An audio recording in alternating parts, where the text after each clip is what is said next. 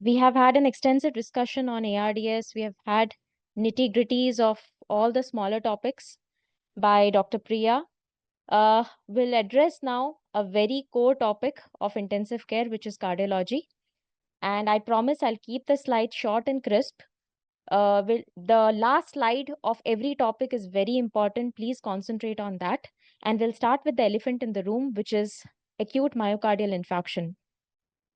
Okay, this is my overview: classification, diagnosis, ECG criteria, pharmacologic therapy, reperfusion therapy, and finally the complications. So, classification. First, we need to know that it is classified based on the angiographic findings, the ECG findings, and the biomarker changes. So the angiographic findings, NSTEMI, it happens to have a partially occlusive thrombus, and STEMI happens to have a complete occlusive thrombus. ECG findings, we have ST segment depression and T-wave inversion in NSTEMI, and STEMI will have ST segment elevation. Biomarkers, troponin will be not elevated in an unstable angina. NSTEMI will have a positive cardiac marker, while STEMI will also have a positive cardiac marker. Based on the third universal definition, it is divided into these 5. First is type 1 myocardial infarction, which is the spontaneous MI as a result of plaque rupture or erosion. Type 2 is because of oxygen demand mismatch, example in hypertension, or maybe because of vasospasm. Then type 3 is because of sudden cardiac death. Type 4A is percutaneous intervention. Type 4B because of stent thrombosis, and type 5 is post-CABG. Coming to the clinical presentation. So, patient present with an acute chest discomfort, which is severe, constant, retrosternal. It might spread in the back, neck, jaw, shoulders, epigastric pain. Duration is more than 20 minutes. They might also present with palpitation, syncope, sudden cardiac death, or present with a heart failure. So one should know that cardiac markers, especially the troponin, they will be raised during the first 3 to 4 hours, and then they remain elevated and finally decrease over the course of weeks. ECG criteria. ECG criteria for ST segment elevation. New ST segment elevation at the J point in at least 2 contiguous leads we will get. So based on the sex as well as the age of the patient, we have in leads V2, V3 more than equal to 2.5 millimeter in men. Less than 40 years will have, in less than 40 years, more than 2 millimeter in men more than 40 years, and more than 1.5 mm in women regardless of the age. Also, more than equal to 1 mm in all the other leads in the absence of an LVH or a LBBB. For LBBB, we will have a Scarbosa criteria for the MI in left bundle branch block, where we have these 3 parameters. Non-ST segment elevation, new horizontal or down sloping. Just a second. Sorry.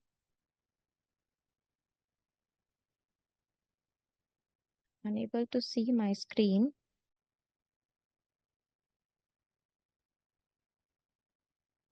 Yeah. So Scarbosa criteria, we have these 3 criteria: the concordant ST segment elevation, more than 1 mm in leads with a positive QRS complex. Then we have the excessively discordant ST segment elevation, and we have the ST segment depression.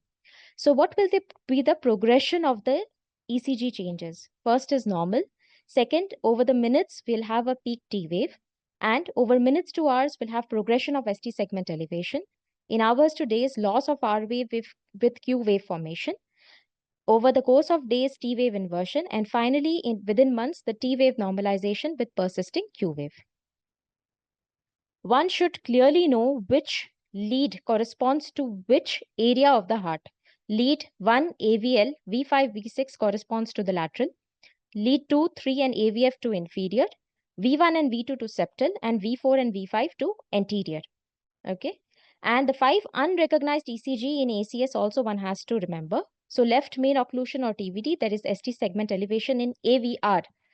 LAD occlusion, ST segment elevation in AVL and V2. Upright T wave in AVL and V2. ST segment depression and inverted T waves is seen in 3 and AVF. Posterior wall MI, will have a flat ST segment depression in V1 to V3. Prominent R in V1, V2. Uptight upright T in V1 and V3. And V8 and V9 also can be used where we'll find ST segment elevation of more than equal to 2 mm. Wellens syndrome will find a biphasic T wave in V1 to V4, or that is type A or type 2, and deep inverted T in V1 to V4, which is type B or 1. Coming to D winters, we will find upsloping of the ST segment depression at the J point in V1 to V4 without the ST segment elevation, tall symmetric T in V1 to V4, or ST segment elevation in AVR. Echocardiographic findings are important. They will help assess for regional valve motion abnormality, any infarct size, any diagnosis and management of the infarction, and can also help with the diagnosis of complication of MI. One should remember on mention in exams regarding the risk stratification tools, even if you don't remember the entire the classification, remember we have the GRACE risk score, the TIMI risk score for STEMI, as well as unstable angina and NSTEMI. Coming to the management part of it.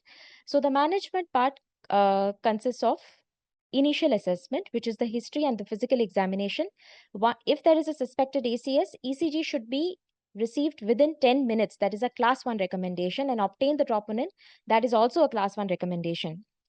Then if you find a STEMI based on the ECG criteria or the elevated troponin levels, then go to the risk factors, whether it is a low risk, an intermediate risk, or a high risk. And for NSTEMI, it is the same. Pharmacotherapy, reperfusion therapy, whether PCI has to be done or fibrinolytics have to be done versus fibrinolytics, and management of complications. Now, NSTEMI and unstable angina are managed by all of the above except fibrinolytics. STEMI are managed by all of the above, including fibrinolytics. Use of fibrinolytics in STEMI should be within the first 12 hours of the onset of symptoms. Recommendation by the AHA, oxygen therapy. Oxygen therapy is not required if the patient is maintaining above 90%. Okay, this has been recommended by the AVOID trial and the D2OX and the detox and the AMI trial. Analgesic options, we have the nitrates, the morphine, and the fentanyl, which reduce the myocardial oxygen demand, the afterload reduction, coronary vasodilation. It also helps in resolution of the ischemia in coronary vasospasm. Coming to our next topic, which is very important, that is the antiplatelets. Initial loading doses of antiplatelets are recommended, especially aspirin. The daily low dose aspirin is required to reduce the death and the major adverse cardiac events. So I want you to concentrate on this table. Basically, the initial selection. How are you going to select the oral P2Y12 inhibitor? In PCI status, whether it's an NSTEMI or a STEMI, aspirin plus ticagrelor or prasugrel is recommended. It is a class 1 recommendation. Clopidogrel is used only when these two are not available. Post CABG or during CABG, aspirin plus ticagrelor or clopidogrel is the class 1 recommendation. When there is no planned procedure, ticagrelor is used. And in case of use of fibrinolytic, we go with aspirin and clopidogrel. So this is one of the most important initial choice of the P2V12 inhibitor in patients on oral anticoagulant, not requiring the oral anticoagulant. Now, when we come to weaning from the ACS, basically patient has undergone the procedure, then what will be our strategy?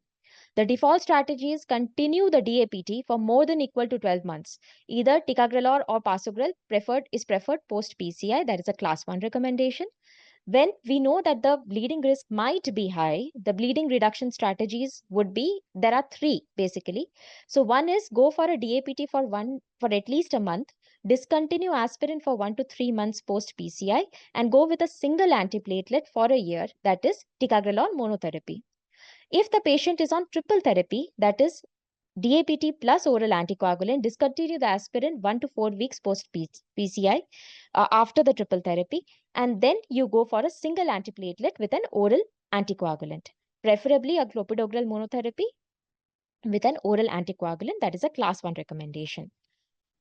If the patient is on dual antiplatelets, then continue the dual antiplatelets, but we switch from ticagrelor or prasugrel to a clopidogrel, which is a class 2B recommendation. And finally, if there is a very high risk, then DAPT is given for a month and then stop the aspirin and continue with a single antiplatelet, maybe a P2Y12, or you can continue the aspirin monotherapy for a good 1 year.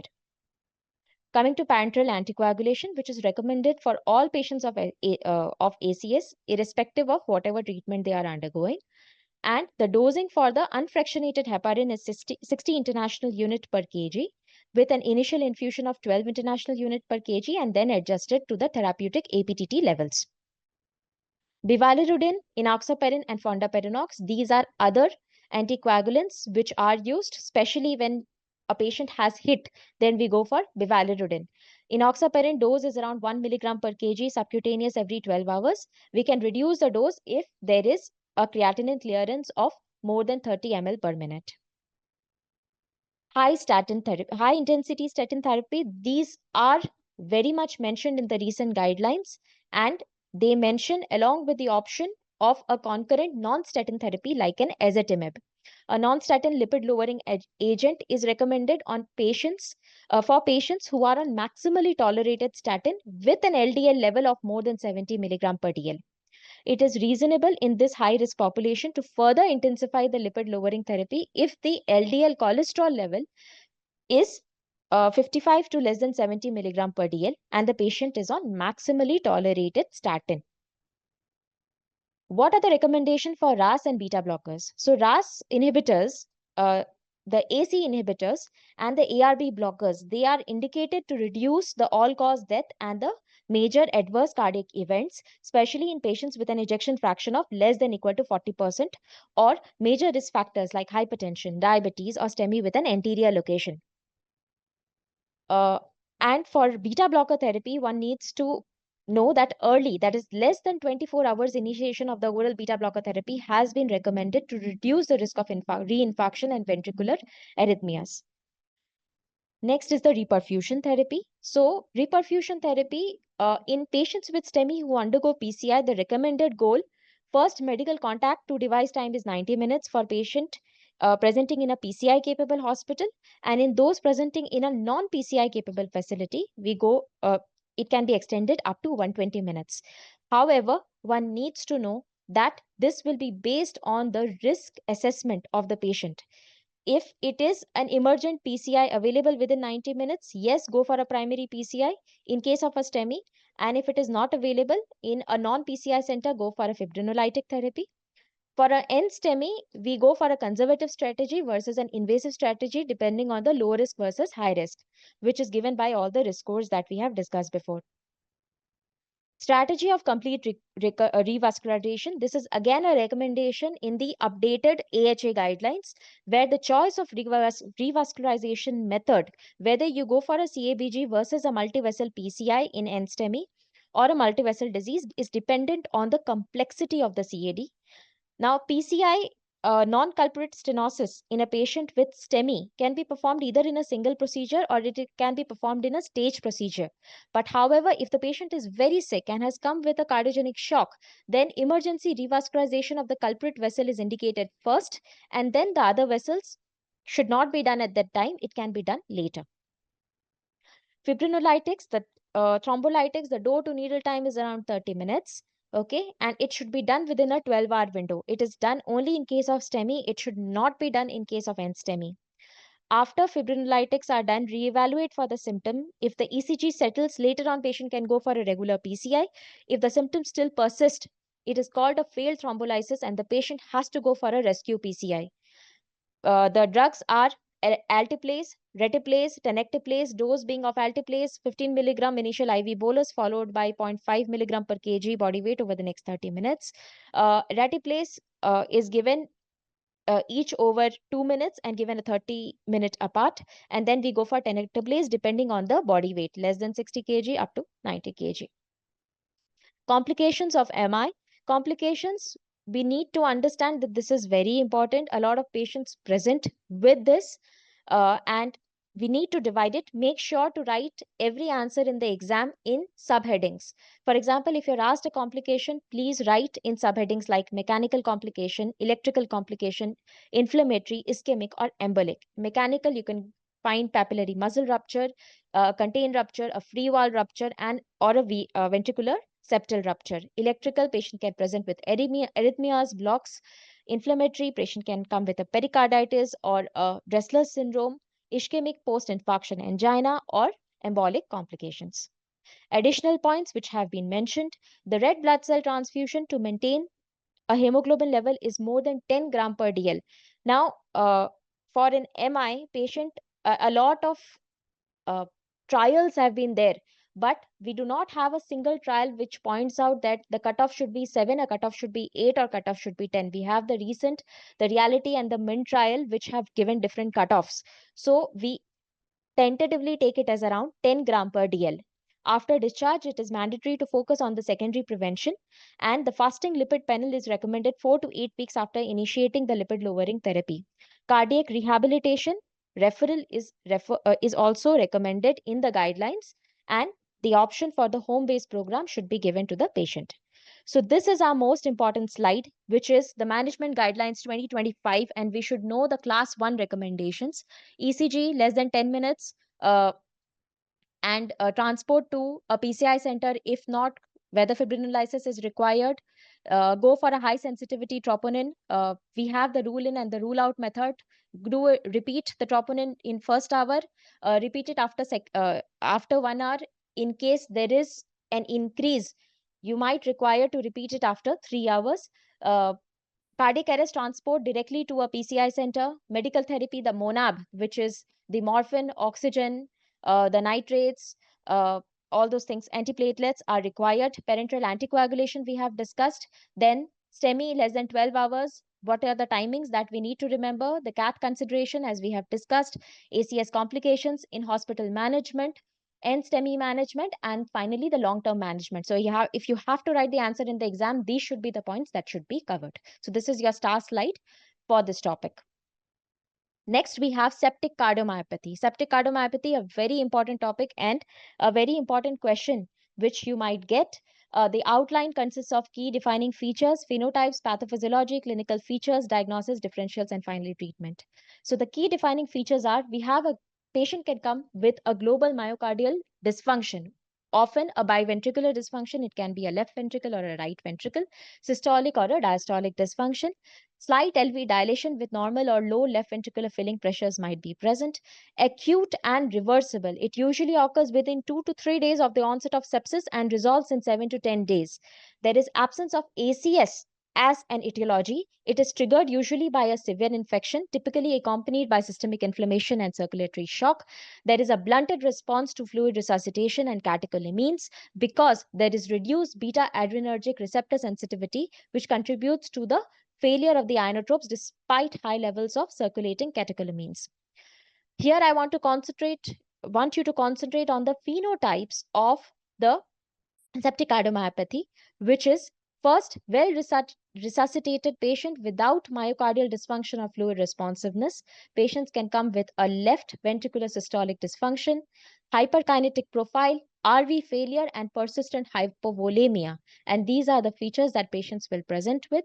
However, we also have to remember that the prognostication of a hyperkinetic state and a persistent vasoplagia is worse than that of the other phenotypes.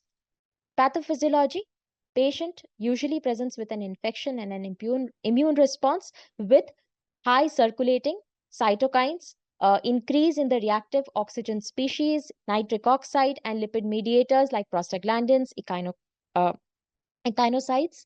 Okay, and there is increased capillary permeability with increased leak, increase in the neutrophils. This will result in fibrin deposition, tissue edema, vasodilation, and there is decreased perfusion and decreased venous return.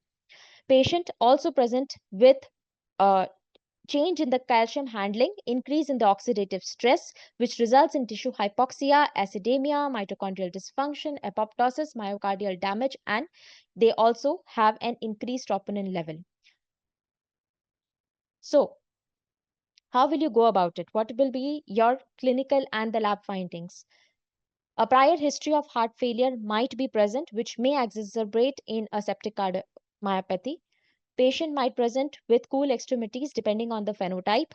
If they come with a low cardiac output state, vasopressors might not help in a refractory shock if they have a severe vasoplagia. That It also the reason why there will be fluid unresponsive, preload unresponsiveness in the patient. They might come with profound systemic inflammation, that is the toxic shock syndrome or profound gram-negative septic shock. Elevated biomarkers will be present, abnormal cardiac function in terms of imaging and echo, and if need be, a cardiac MRI might help. Usually, we don't go for a cardiac MRI. So the echo findings will depend on the level at which in which the patient has come to us with. So initially the patient presents with a warm shock with a hyperdynamic profile with increased cardiac output, decreased systemic vascular resistance, and increased tachycardia, basically increase in the heart rate. So this is early sepsis, and they may not show signs of a typical prototype of a septic cardiomyopathy. But later on, as it progresses, patient can develop a left ventricular systolic dysfunction, a left ventricular diastolic dysfunction, or an RV dysfunction. So based on the kind of dysfunction, patient can have a decreased cardiac output state, as we'll be seeing with the echocardiography findings. RV dysfunction, the RV LV dilation more than 0.6, TAPSE levels will be less than 16, RV fractional area less than 35%. Same with the LV diastolic dysfunction, we'll have to see the filling pressures, the E by E prime more than 13, and the E by A levels also we'll have to see, and the LV systolic function where the ejection fraction might be low, the global longitudinal strain will be low. Okay. What are the DDs of this patient? DDs is Takotsubo syndrome. Takotsubo syndrome, where the patient comes with a stress and apical hypokinesia, then the left ventricular outflow tract obstruction, pulmonary embolism, where patient might present with an RV, dysfunction and an RV failure later on, infective endocarditis, arrhythmias, and acute myocardial infarction. Therapeutic intervention. So if you are supposed to write an exam, you do not have time, just go for this chart.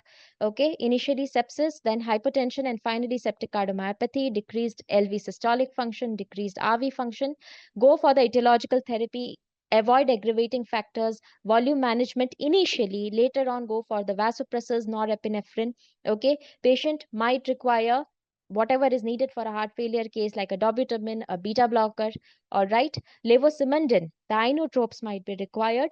All right, and there have been evidence of use of methylene blue in septic cardiomyopathy because elevated nitric oxide and mitochondrial dysfunction are believed to contribute to it. And later on, if the patient doesn't settle, might need a mechanical cardiovascular support. So the key points are in this slide: core defining features, global myocardial dysfunction, bioventricle systolic or diastolic, might come with a slight LV dilation. Onset, it is reversible. Absence of ACS as an etiology triggered by sepsis. Clinical features, as we have discussed. And go, if in exam you do not have time, just present this slide and the previous slide, and that should be done. Okay. We come to our next topic, which is the role of troponin in critically ill. Okay. Role of troponin. Troponin is a sensitive and specific marker of myocardial ischemia. It is more sensitive and specific than other markers. And following an MI, the troponin rises within 2 to 3 hours. It peaks around 24 to 48 hours. Okay. On the third day, the value vaguely is related to the infarct size. There is slow clearance, which permits the late presentation diagnosis. Regular monitoring might also help to identify a reinfarction. Okay, and gradually over a period of 10 days to weeks, the troponin levels come down. So troponin, we need to understand that if the patient has presented with a normal troponin, then there is no myocardial injury. An elevated troponin, there might be a myocardial injury. An elevated troponin with evidence of myocardial ischemia, there could be a myocardial infarction.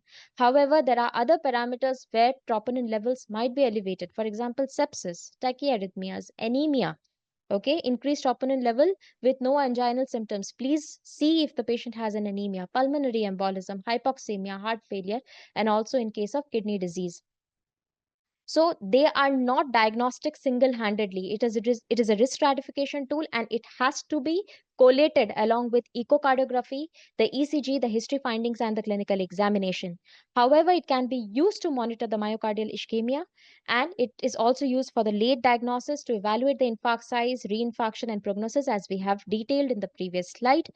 Influence of prognosis on the ACS has been studied in certain uh, studies, and they have found it to be an independent predictor of a 30-day mortality on in case of ACS, and any troponin increase over the period of days increases the risk of death.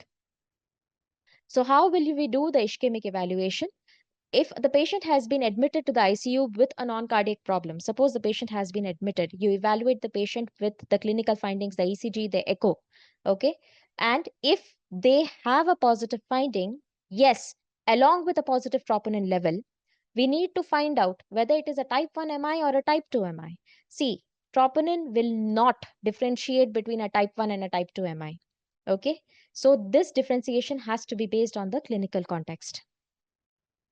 And uh, we also need to know the pathobiological mechanism of troponin release, which is for type 1 myocyte necrosis, type 2 apoptosis, type 3 myocyte turnover, type 4 release of proteolytic degradation products, type 5 increase in the cell wall permeability, type 6 formation and release of the membranous blebs.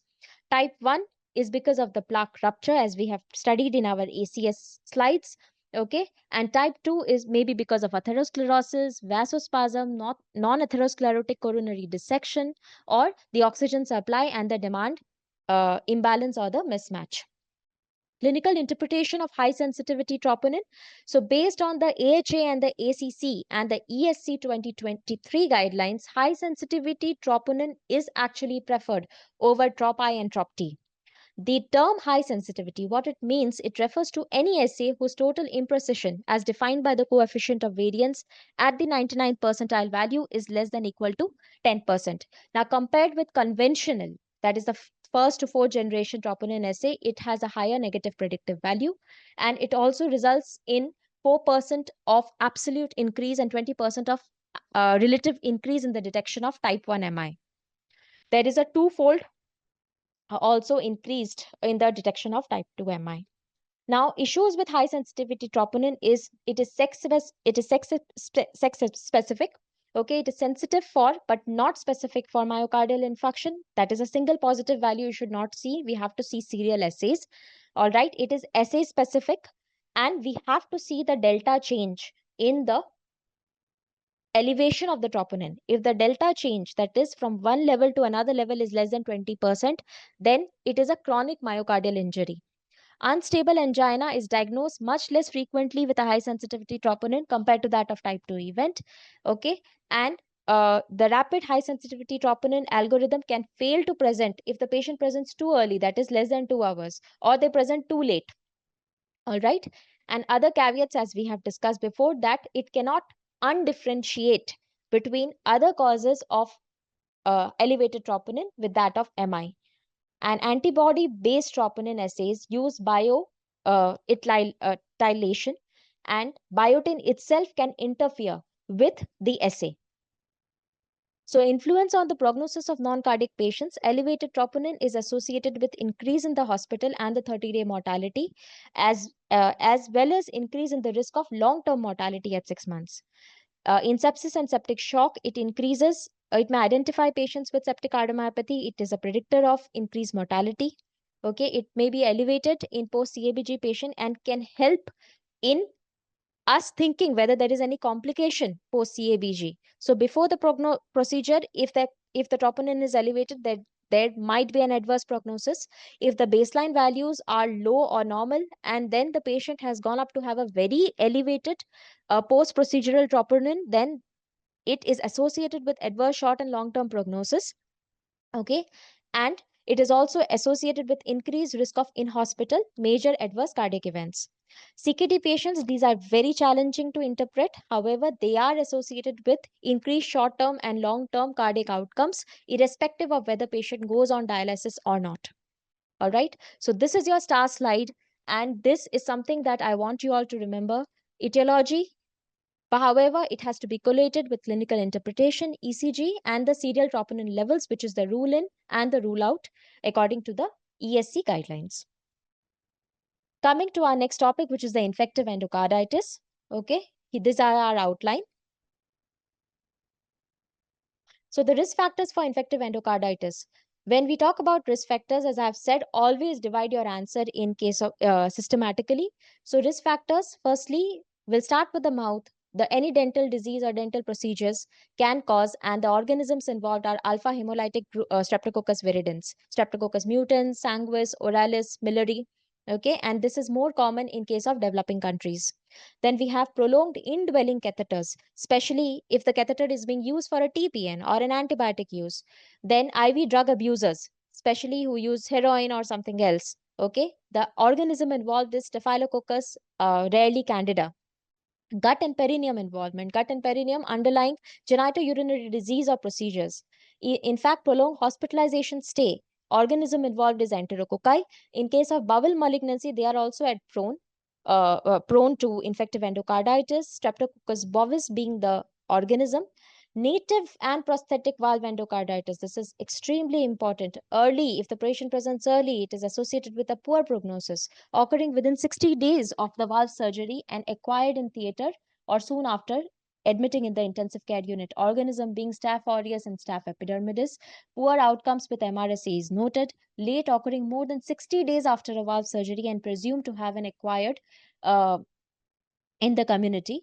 Okay, it is caused by Streptococcus viridans and Staph aureus. Soft tissue infections, especially in diabetics, IV drug abusers, and long-standing IV catheters. Organism being Staphylococcus aureus. So, whenever you're writing a risk factor, please make sure to write the organism involved. That will fetch you more marks. Okay, and the pathogenesis is these bacteria they adhere to the damaged valve.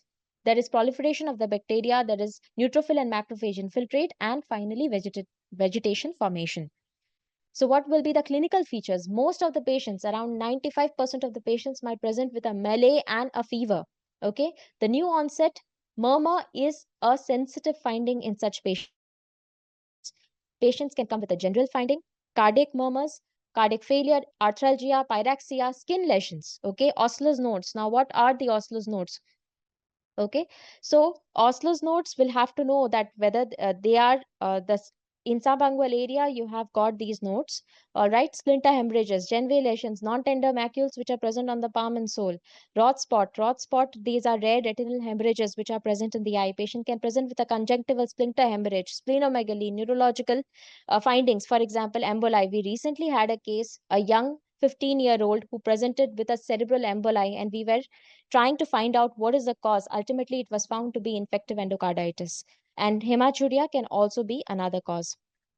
Coming to the modified Duke's criteria, okay.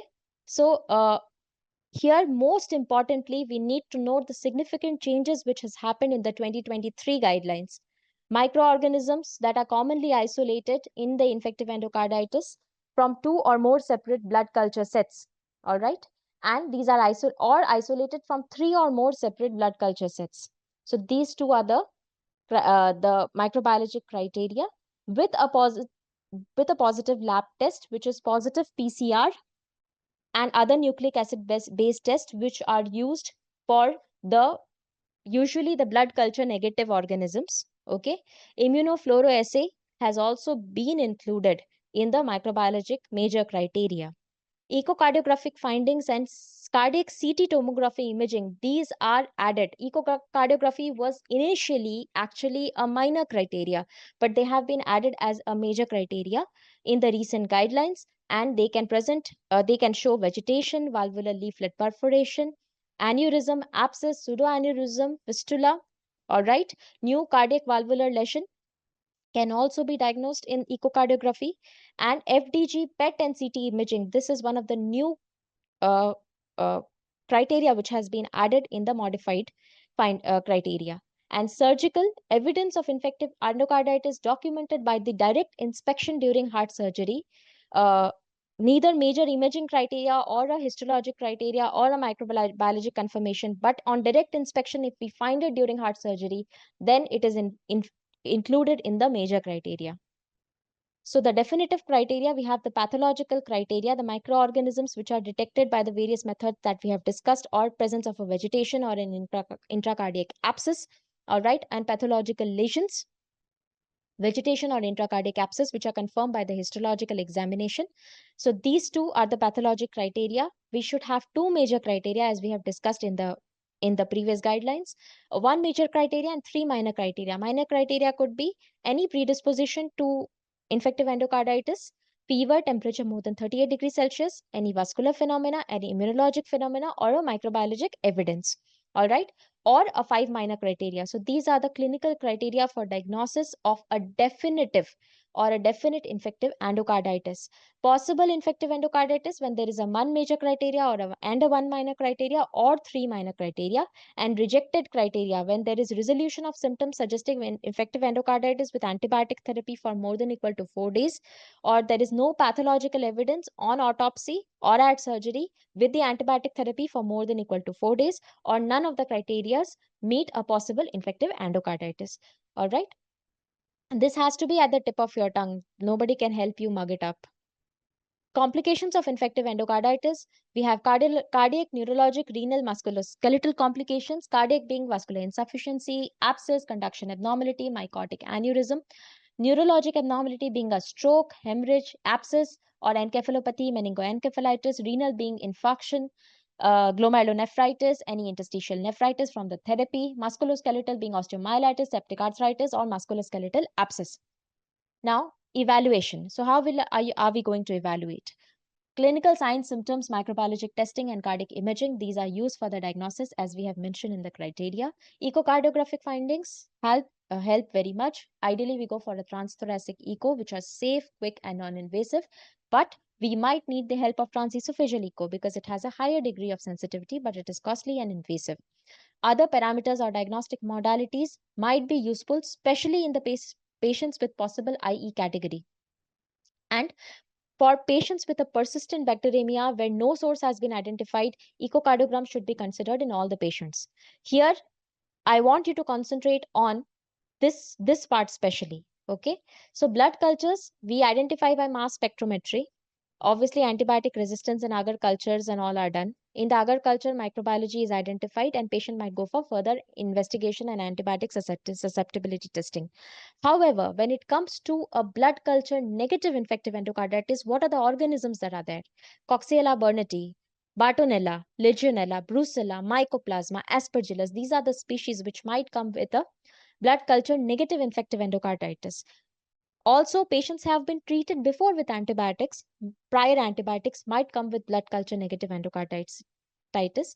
In such patients, we go for a blood PCR, okay, or specific PCR, and we might have to further test with antinuclear antibodies or antiphospholipid antibodies.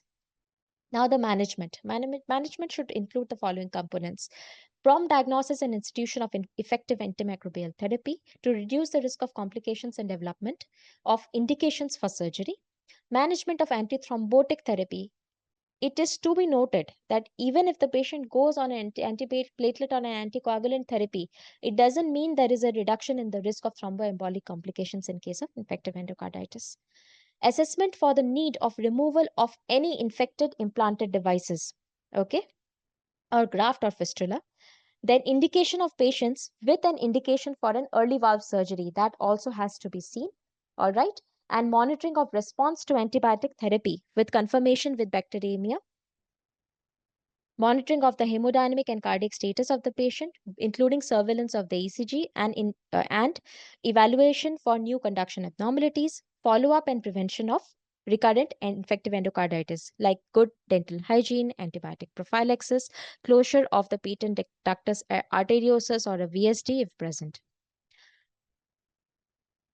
Coming to the antibiotics. For different organisms, we have got the different antibiotics, and this is differentiated into whether patient has a native valve endocarditis or a prosthetic valve endocarditis. Now, for MSSA patient, we go for nafcillin, oxacillin, or cefazolin, and the duration is around 4 weeks. All right, and nafcillin, oxacillin is also recommended in case of prosthetic valve, but the duration increases to 6 weeks. Methicillin-resistant Staph aureus, cefepime plus vancomycin or daptomycin can be given. And similarly, prosthetic valve, the same drugs plus rifampicin. For native valve, we give for 4 weeks. For prosthetic valve, we give for around 6 weeks. Streptococcus viridans, ceftriaxone, duration being 4 weeks. And for prosthetic valve, it is around 6 weeks. Plus, gentamicin therapy is given. Gentamicin is given for 2 weeks in case of both of them. Okay. Then Enterococcus species, ampicillin plus gentamicin or ampicillin plus ceftriaxone can be used, and same 4 weeks and 6 weeks therapy. 6 weeks and 6 weeks therapy is given. And those with resistance to penicillin, linezolid or daptomycin is used, and the duration is around 6 weeks. HESIC group of organisms, the ceftriaxone, sodium or ampicillin is used, or ciprofloxacin can be used, duration being 4 weeks for native valve and 6 weeks for a prosthetic valve. But one needs to understand that HESIC group of organisms, these are collective group of organisms which might not come in a conventional culture, and carbon dioxide based cultures might be used to diagnose these organisms. Last but not the least, we have the culture negative endocarditis, which is where we give ampicillin plus gentamicin or ciprofloxacin, and ampicillin plus gentamicin plus vancomycin plus rifampicin is used in case of prosthetic valve, which is given for a good 6 weeks. Surgery in infective endocarditis. Now we have the elective, the emergency, and the urgent indications. All right.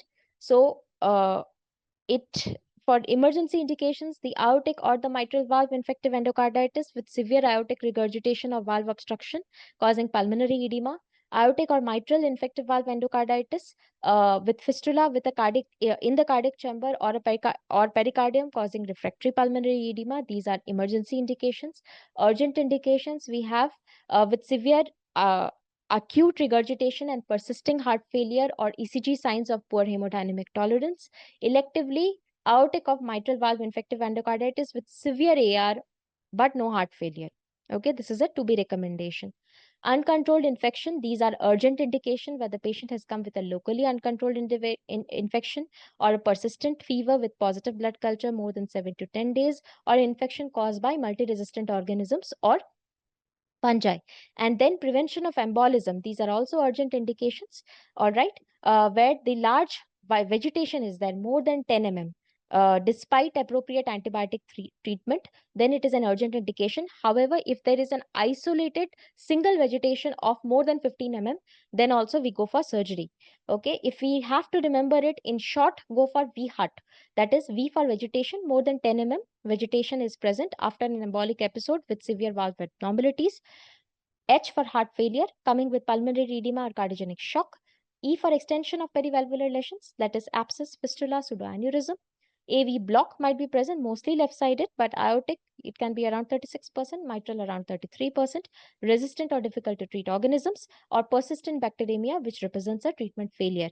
And if patient presents with any of these, one should not delay reference to a CTVS team. So, timely diagnosis of infective endocarditis is very important. It can cause organ dysfunction. Tricuspid infective endocarditis can cause septic pulmonary emboli. Mitral and aortic can embolize to various organs. And in case a patient presents with a CNS symptom, a fever, and a new heart murmur, infective endocarditis should be suspected, and one should have a low index of suspicion for such patients. Okay, so this is from where my slides have been taken. We'll go with the next topic, which is the diastolic heart failure. And here we'll go about these, that is the definition, pathophysiology, signs, symptom, differentials, approach, and treatment. So what is a diastolic heart failure? We have the entity called heart failure, and we have the entity called the diastolic heart failure. Now, diastolic heart failure is also called as heart failure with preserved ejection fraction. Diastolic heart failure was a previous term, actually. Now we call it as heart failure with preserved ejection fraction. It is a clinical syndrome in which the patients with current or prior symptoms of the heart failure with an ejection fraction, left ventricular ejection fraction of more than equal to 50%, with evidence of a cardiac dysfunction, as cause of the symptoms, that is abnormal filling pressures or abnormal filling pattern might be present. But these are not attributable to any of the underlying cause like infiltrative cardiomyopathy or any kind of valvular disease, pericardial disease, or high cardiac output state. So we should have the symptoms, the signs, in the the ejection fraction of more than equal to 50%, all right, but with the cardiac marker criteria, the BNP levels of more than 35, NT-proBNP of more than equal to 135 picogram per ml. All right. This along with not attributable to other causes of heart failure. Okay. And one should be really wary of this heart failure with preserved ejection fraction mimics when we are diagnosing this condition. Pathophysiology. So pathophysiology begins with the hypertrophy of the left ventricle. There is increase in the thickness, or the left ventricle mass and diastolic volume might be within normal limits or near normal limits. So this patient, because of this hypertrophy, can undergo vascular stiffness, endocardial dysfunction, left ventricular structure alteration and remodeling, left ventricular diastolic dysfunction, okay, atrial dysfunction and atrial fibrillation, right ventricular dysfunction, ventricular dysynchrony, and pericardial restraint. However, the EF of the patient is preserved. EF is more than equal to 50%. There is elevated intracardiac pressures, okay, especially on exertion or on exercise intolerance. When we come to the micromechanics, there is increase in aldosterone, increase in the TNF alpha, increase in the TGF beta 1, increased inflammatory state with decreased NO bioavailability, microvascular dysfunction, and diastolic dysfunction with a chronotropic incompetence. Signs and symptoms. Signs and symptoms patient will present in 98% of the cases with dyspnea on exertion, fatigue, edema, orthopnea, all the other signs of heart failure patient might present with. Okay, common risk factors involve CAD, diabetes, hypertension, female sex, obesity, older age, and presence of an atrial fibrillation. One should rule out other causes apart from other cardiac causes like cardiomyopathy, CAD, valvular disease, pericardial disease, arrhythmias. Among pulmonary causes, obstructive lung disease, restrictive disease, pleural disease, pulmonary embolism needs to be ruled out. In fact, apart from these two, other sources like anemia, deconditioning, anxiety, and neuromuscular disease also needs to be ruled out. So these are the differentials for dyspnea for any case that patient comes with.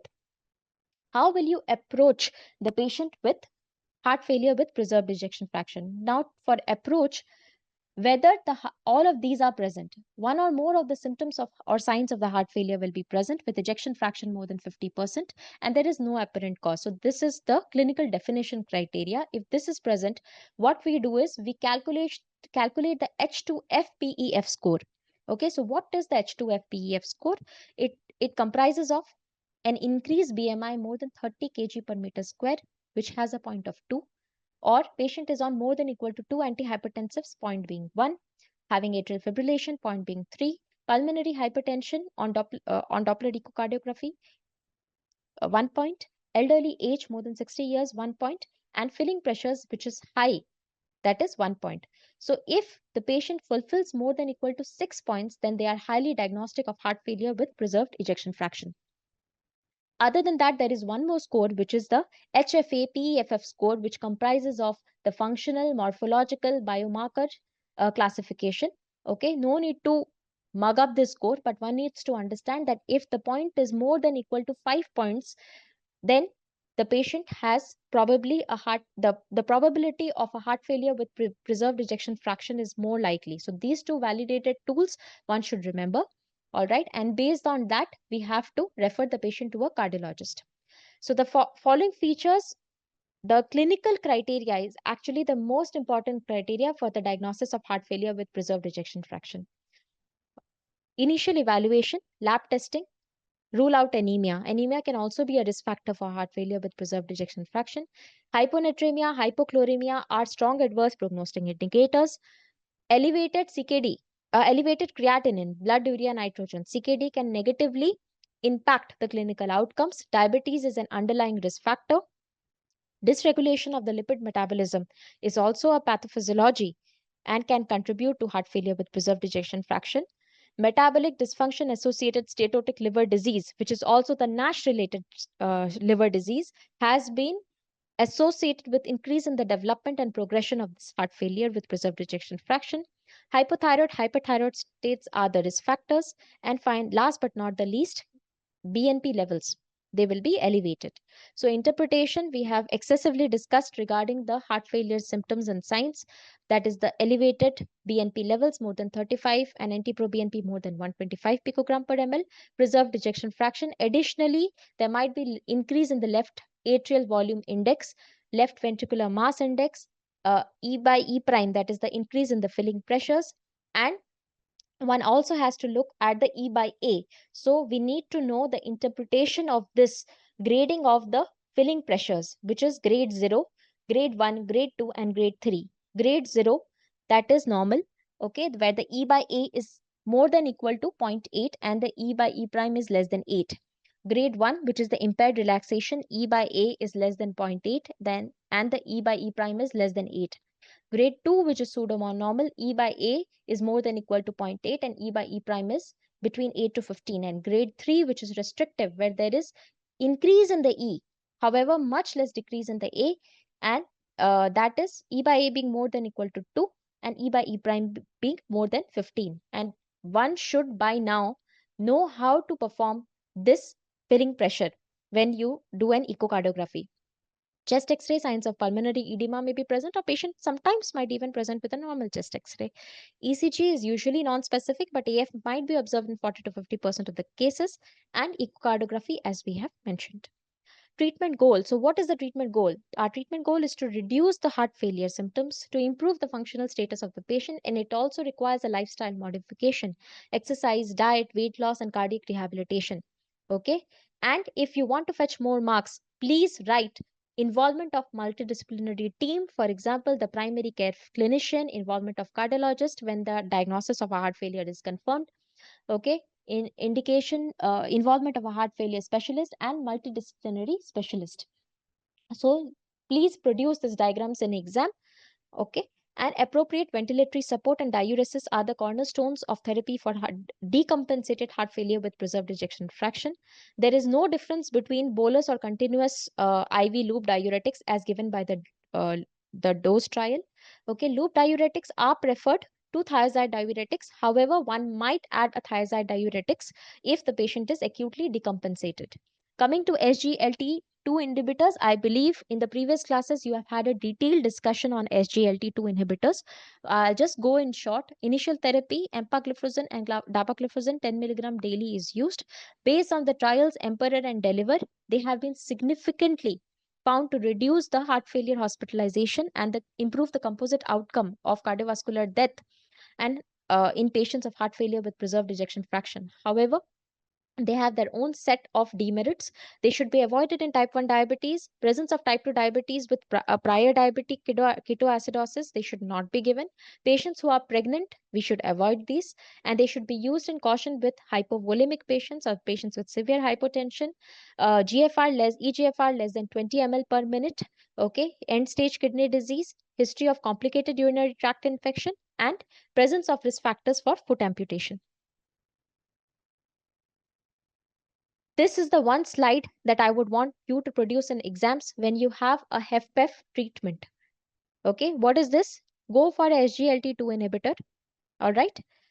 However, for individuals with fluid retention, titrate the loop diuretic. For women, men with ejection fraction of less than 55 to 60% and with fluid retention, add one more diuretic. Okay. Then those with ejection fraction of less than 55 to 60%, one can add ERNI. And for ERNI eligible individuals who cannot, take ERNI because of cost, one can go for ARBs. So SGLT2, loop diuretic, MRA, ERNI, and ARBs, these needs to be mentioned in the exams. Apart from that, also go for treatment of the comorbids. That is, atrial fibrillation has to be managed, rate versus rhythm control. Okay, whether beta blockers are required, calcium channel blockers are required, digoxin if needed, anticoagulant if not contraindicated. Hypertension, BP less than 130/80 needs to be maintained. Diuretic agents and other agents have to be used. Coronary artery disease, follow through. We have discussed in detail. Type 2 diabetes, please maintain a HbA1c level of less than 7.5. Nowadays, SGLT2 inhibitor is the first line in such cases, okay, but we can add GLP-1 uh, receptors, acting drugs, okay, if there is an obesity. Chronic kidney disease, we need to go for RAS inhibitors and SGLT2. They may slow the progression. ERNI might be need to be added. Please manage the sleep apnea as well as obesity. So this slide is very important and it needs to be produced in the exam. Coming to additional therapy for obesity, GLP-1, that is semaglutide. There is a rage of semaglutide, that is Ozempic, that is going on right now. So where do we use this? In patients with a BMI of more than 30 kg per meter square, and if there is no contraindication to this drug, okay, apart from the SGLT2 inhibitors, this drug can be used. Okay, these are GLP-1 agonist, and they are used in the dose of 0.25 milligrams subcutaneously weekly, okay, followed by every 4-week dose.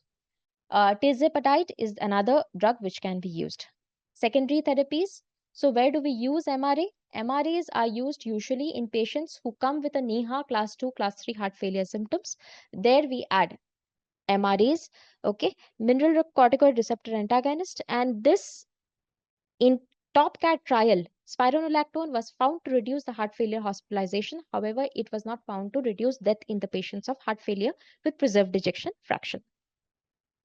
Other drugs, sacubitril valsartan, that is the ERNIs, all right, we found that the Paragon HF trial has shown that when used in NEHA class 2 to class 4 heart failure patients with an ejection fraction of more than 45% and increased BNP level, there was a non-significant reduction in the heart failure hospitalization.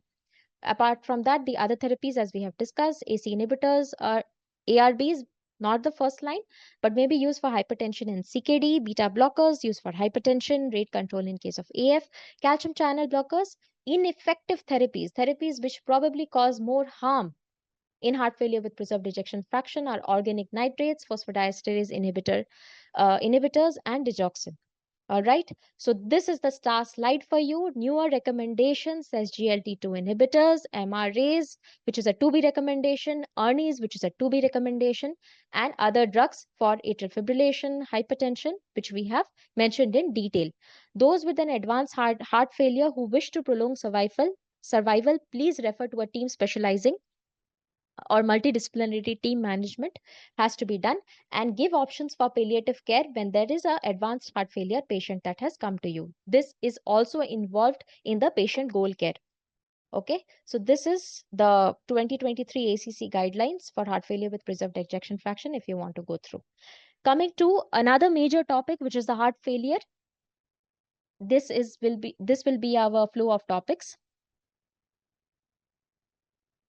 So heart failure is a complex clinical syndrome, all right, with signs and symptoms resulting from the structural and functional impairment of ventricular filling or ejection of blood. And acute decompensated heart failure is a clinical syndrome with new or worsening signs and symptoms of the heart failure, which leads to hospitalization or emergency department visit. Okay. So coming to the classification. Classification is divided into stage A, B, C, and D. A is at risk, B is pre-heart failure, C is symptomatic, and D is the advanced heart failure. At risk patient has a risk of heart failure, okay, but without the current or previous symptoms of the heart failure, and they usually have all the risk factors which are present. Stage B is the pre-heart failure without current or previous symptoms of the heart failure, but evidence of one of the following, that is structural heart disease, increased filling pressures, and presence of risk factors with increase in the biomarkers in the absence of a competing diagnosis. Symptomatic patients will come with current or previous symptoms and signs of the heart failure and the marked heart failure symptoms which interfere with the daily life and recurrent hospitalization with attempts to go for a goal directed therapy, medical therapy will be the advanced heart failure. So we also have the New York Heart Association classification, which categorizes symptoms and functional capacity of the patient and is divided into new onset or de novo heart failure, which is the newly diagnosed heart failure, the resolution of symptoms, which is resolution of symptoms and signs. Basically, it includes the stage C patients with the previous symptoms of heart failure or heart failure in remission, okay, with resolution of the previous structural and functional heart disease, persistent heart failure with ongoing signs and symptoms, and worsening heart failure. It is very similar to the previous ABCD classification. Finally, we have the newer classification which has been presented, okay, which is the serial assessment and reclassification, the heart failure with reduced ejection fraction, moderately reduced ejection fraction, and reduced ejection fraction. Here, one of the classification is the pointers included is the heart failure with improved ejection fraction. So, who are these patients? Basically, who had come with a previously reduced ejection fraction and now has a slightly improved ejection fraction.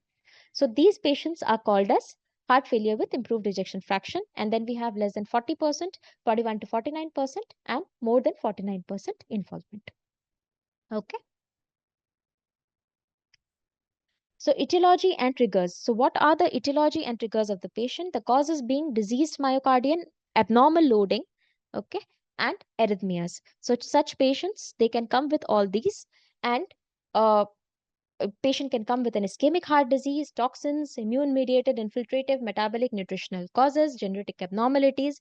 Abdominal loading can involve hypertension, valve problems, pericardial issues, volume overload state, high output state, arrhythmias like tachyarrhythmias and bradyarrhythmias. These can be etiology, but they can also be the triggers to cause a heart failure. Symptoms, one should know the symptoms of the right side and the left side. Patient can come with fatigue, exertional dyspnea, decreased exercise tolerance, orthopnea, PNDs, and ankle swelling.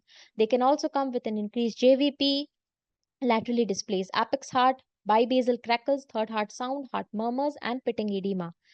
So one should, what are the recommendations of the investigation that has been given by the AHAs? AHA, that is the American Heart Association. BNP and NT-proBNP levels have to be done.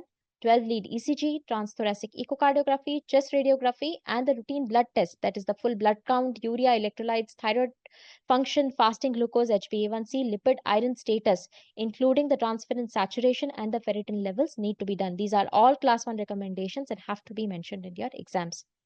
Approach to the diagnosis of heart failure. So for the approach in the diagnosis, we have discussed the definition right and left. So that definition, uh, if the patient fulfills that criteria, along with one of the findings. So we have the low specificity findings where the patient will come with only the signs, symptoms, and age more than 60 years. Intermediate specificity where the patient will come with these signs, symptoms like Rales, cardiomegaly, pleural effusion.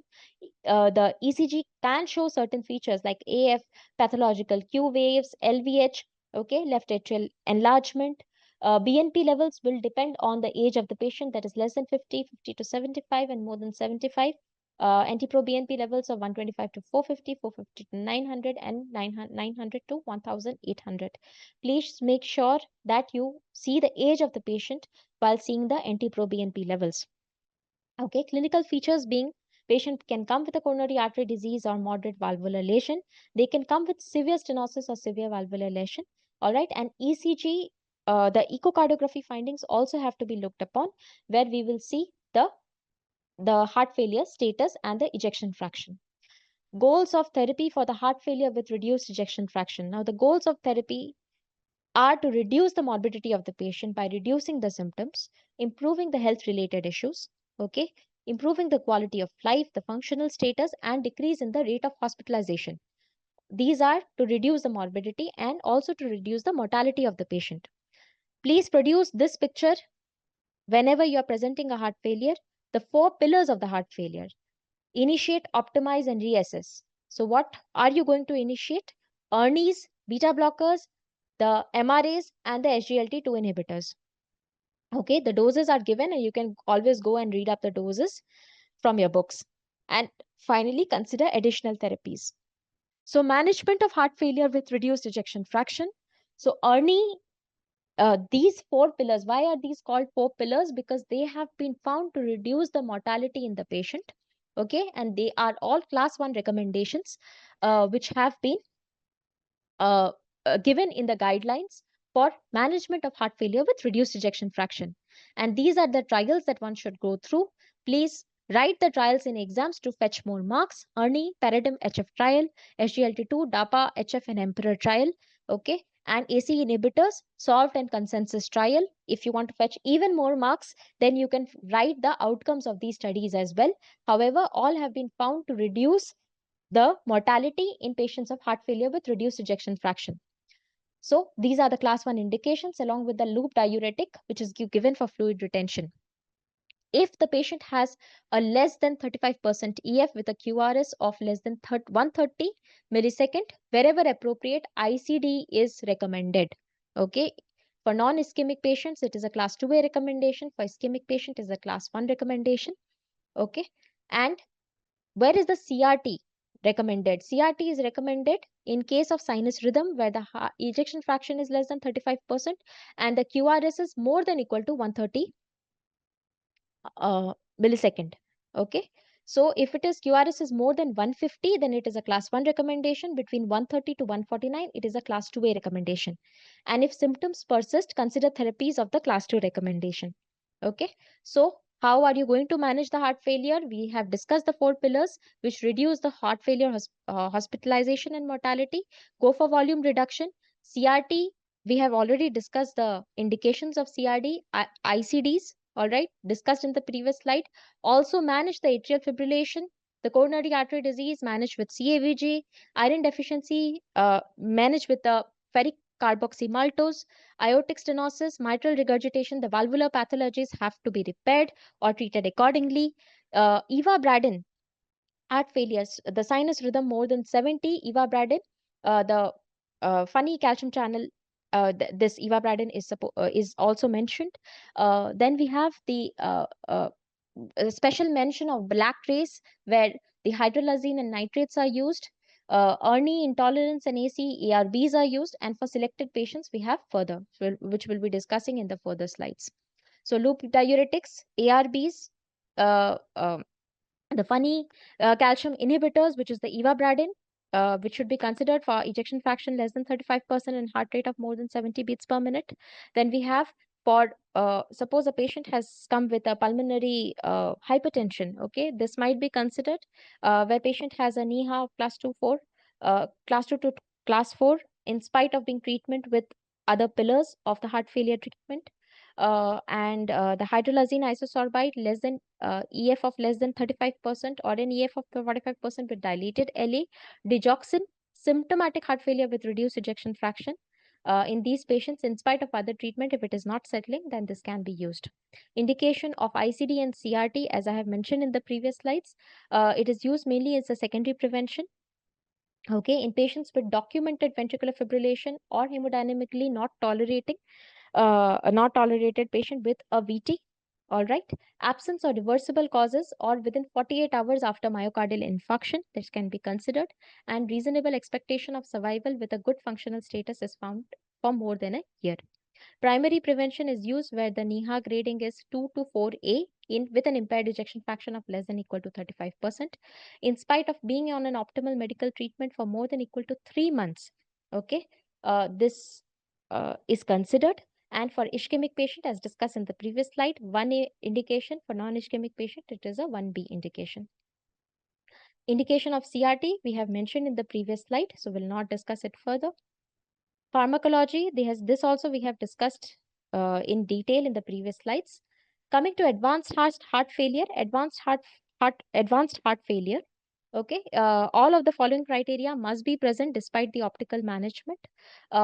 What are the management? Class 3 or 4 NIHA grading with severe and persistent symptoms of the heart failure, severe cardiac dysfunction defined by at least one of the following, that is ejection fraction of less than 30%, isolated RV failure, non-operable severe valve abnormalities, non-operable congenital abnormalities, persistently high BNP levels with severe LV diastolic dysfunction or structural abnormalities, episodes of pulmonary or venous congestion requiring high dose diuretics or vasoactive agents, and severe impairment in the exercise capacity with inability to exercise or low 6-minute walk test. In such cases, the indication is to go for mechanical circulatory support. Okay, so if it is one slide that I want you to produce in exams, it is this with the heart failure categories, the goals of therapy, the pharmacotherapy with the classification and the individual pharmacotherapy. All right, so this is what needs to be produced in the exam. Coming to the etiology and management of right heart failure, would Dr. Priya want to continue with her topic? Should we give a break to cardiology or should I continue? Hello? Yeah, I'm okay to continue. There are a few questions actually. How do you differentiate between septic and stress cardiomyopathy? And Mm-hmm. another one, can you please repeat serial tropi measurement part? Okay. Difference between the septic and as I mentioned, that the septic cardiomyopathy and stress cardiomyopathy, it will be very difficult, okay, to basically differentiate. So one has to go by the clinical judgment first of all right. In case of stress cardiomyopathy, one has to go by the clinical judgment, whether there is any trigger for the stress. What is the trigger for the stress? Sometimes there might be overlapping symptoms also for the septic versus the Takotsubo cardiomyopathy. However, when we come to the Takotsubo cardiomyopathy, okay, patient will come with an apical hypokinesia. All right. The key difference is the apical hypokinesia or the apical ballooning. Whereas in septic cardiomyopathy, patient comes with a global LV dysfunction. All right. So the two things that one needs to understand is, for septic cardiomyopathy, sepsis is the trigger. For a Takotsubo cardiomyopathy, it could be sepsis, but it could be other causes also. All right. Any kind of trigger can result in a stress cardiomyopathy. All right. For example, some people call it a broken heart syndrome, right? So patient might come with a some kind of those kind of stressors as well. And the second thing would be a global hypokinesia, and for Takotsubo, it will be a apical hypokinesia.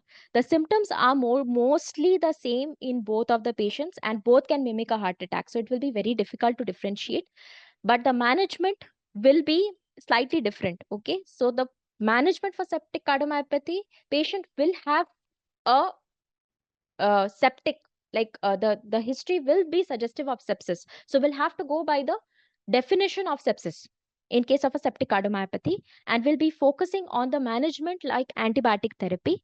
But in case of stress cardiomyopathy, we'll have to support the heart function, but we will also have to address by managing the stresses. So this is the first. And the second will be, I think somebody has mentioned regarding troponin, right? So troponin, high sensitivity troponin. So what, there is actually a very good uh, uh, table which is given in case of um, uh, in in the ESC guidelines. Actually, I was trying. I wanted to include that in the slide, but I have not. So basically, it is the rule in and the rule out criteria. So if you all want, I can explain that towards the end of uh, the the program today. All right. The troponin levels, basically you start with 1 hour, and after 1 hour you repeat. And if it is within the slot of 2 hours and the clinical symptoms are still persisting, you repeat it again after 3 hours within a period of 6 hours. So this is the algorithm, but I think it will be better if I teach you the algorithm by showing you the slide. So I'll do it probably towards the end of my presentation after Dr. Priya has finished. Anything else? I think those were the questions you had Yeah, answered there is a really very well. good algorithm given, which I have not included in my slides. But if once, I think when you are doing your topic, I will show that algorithm to the, after you have finished your slides, I'll show that algorithm to the students, so that that is the one algorithm that they need to know for Sure. troponin levels. Yeah. That will be useful, yeah, for everybody. Okay, I'll proceed with again electrolyte imbalances. Yes, yes, yes. So I'll Thank you. just stop sharing my, yeah. Okay.